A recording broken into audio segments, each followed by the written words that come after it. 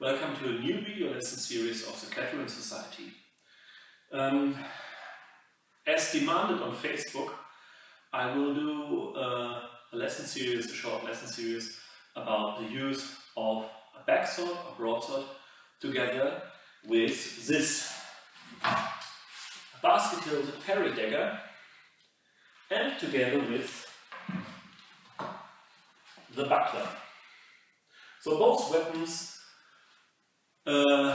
were used during the 18th century by the so-called Stage-Gladiators in their Prizefights. Stage-Gladiators were kind of, professional or semi-professional fighters who made serious fights. There were some rules, and of course, the fights were not intended to end with death, but were often bloody affairs, and some of the fights sadly ended also with one opponent being dead or dying days later from his wounds.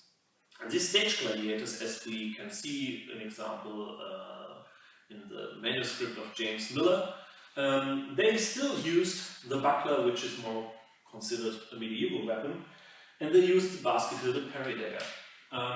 The combination of a backsword or broadsword together with one of these two offhand weapons is often brought into the context of the 16th century, like George Silver, because I think he liked the buckler very much as an offhand weapon, and also the dagger was a good hand protection. In case of the dagger, it's very often said, or very often called, an Alehouse dagger. I will put down a link below to an article about this topic by Paul Wagner from Stockholm in Australia. But we have to keep in mind that the dagger which was shown by Miller was not like some basket-hilt daggers which have a little more like a sail guard on the left side and are more hold, like a classic rapier parry dagger with a flat to the outside. No, this is like a short broadsword hold in a broadsword grip with a full basket, and this is what Miller shows, and I think this is the same thing Donald McBane talks about in his manual of 1728. Though we will cover these two topics, we will cover them, of course, within the context of the Prizefights and the Stage Gladiators, but we will also talk about them in more of a free combat, life or death situation. As a training tool, of course, you can have a backsword or broadsword made of steel, and the same with the dagger. But for a start, and much more affordable, of course, are Black Fencer training weapons. They don't have this in their shop, the basket-hilted parry dagger, but if you write them a message and say, I want to have the basket-hilted parry dagger or Alehouse dagger, they will know what you mean and will make you one. This is the regular regimental backswords they have in their shop, and these weapons are very good for safe but realistic training. Another option, of course, is the Red Dragon or Rawlings broadsword, which is also quite nice as a training tool. And what is very good, you can have, of course, you can have a steel buckler. The design of the bucklers of the prize fighters is still a mystery, at least for me. There are some pictures or sketches of it, of course James Miller shows it, and they seem to be more flat, not with this, not with this ambu or buckler in the middle, like a medieval buckler. Maybe one day I will find a steel buckler which is similar to that. However, you can have a cold steel, poly, blah blah, whatever it is called, this plastic kind of shield made by cold steel, this plastic buckler, which does the job. But you can also use any steel buckler you have. From diameters, I would say the bucklers Miller show have a bigger diameter than this one, but again, it doesn't really matter. It's okay to have just an average buckler of medieval design. So, these are the training tools. This is a short introduction, and we will begin with our guards in.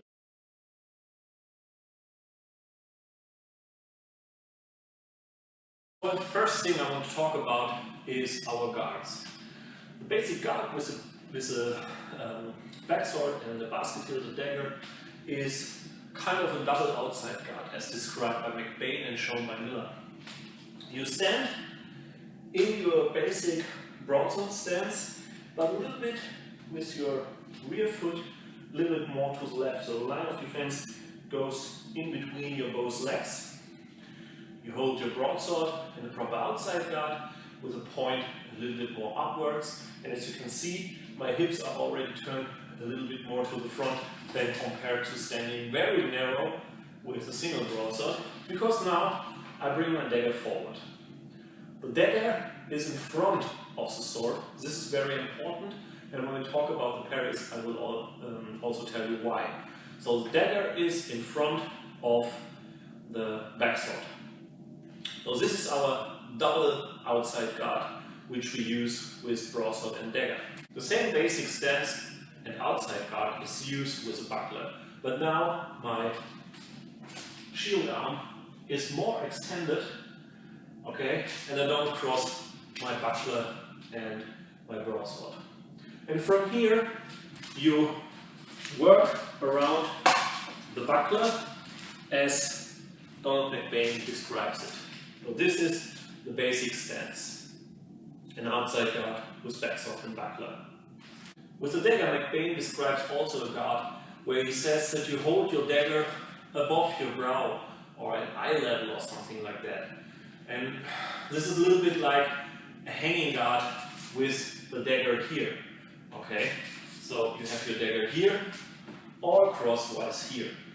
These are, with the dagger, the two guards you should use and the two guards we will work for. Okay, the double cross guard or double outside guard is of course very safe in all directions. You can move very nice and you're very well protected, and you can do all kinds of attacks from here. It is important to note that everything on your sword side will be parried with your sword, and everything on your dagger side, so in my case the left side, will be parried with the dagger. You never do cross parries, okay? This is what McBane describes. You don't parry with your dagger on your sword side. The exception is, as McBane described it, when you parry with a cross. For example, a cut number 1, and you parry with your dagger and sword crossed at the same time. But this has a reason, okay? So the same is true for the buckler. The buckler is defense for the sword, and the sword is defending the buckler. So what you don't want to do is parry with an inside guard, because for what you have a buckler, or an example, when you're attacked on your outside, parry with a buckler, or do something like this. What you also don't need to do, of course, because of the Basket-Hilt, is to use your buckler to defend your sword hand. So the buckler is working here in a nice radius with an extended arm. Another thing you want to do with your buckler, which helps to make it a little bit more solid in the defense, is to put your thumb here on the grip. With a flatter handle, this is much more comfortable than here, but this is okay. So if someone hits on your buckler, you are much more solid than without the thumb, because then the buckler can be turned much more easy. So keep your thumb on the buckler grip, extend the buckler, hold your backsword in a nice solid outside guard, and from here you attack. The footwork is exactly the same as with a single sword, always broadsword and touch. You stand more with your weapon side forward, so in my case right-handed on the right foot forward, and you attack on the lunge.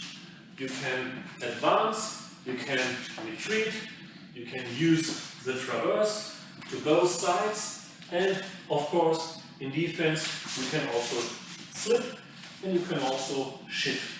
So all the footwork you use with a single sword is just the same with broadsword and buckler and broadsword and parry dagger. Another guard which I like to use is what I call a high guard. Okay, I think George Silver practitioners know this as open fight. So with the sword raised above your head and the buckler extended. I think people training Bolognese side sword with buckler know a similar or identical guard. I like to use it especially with the dagger, but it also works with the buckler. Okay, you can attack from here and your sword is already in a very aggressive position. But I will talk about this guard and why I use it and where it comes from in my personal case. I will explain this to you later, but I also use it with the dagger, okay? Not only with the buckler, but I use it also with Basket-Hilted Parry Dagger. So here we go, we have the double outside guard, we have the guard described by McBane, and we have this kind of high guard. And of course, the second guard is not used with a buckler because the buckler makes no sense here. Here we have only the outside guard and this kind of high guard. Okay? We will talk about the guards and the use, the cuts and thrusts and everything and the techniques in the upcoming lessons. Thank you for watching. Don't forget to like and subscribe and see you in the next lesson video.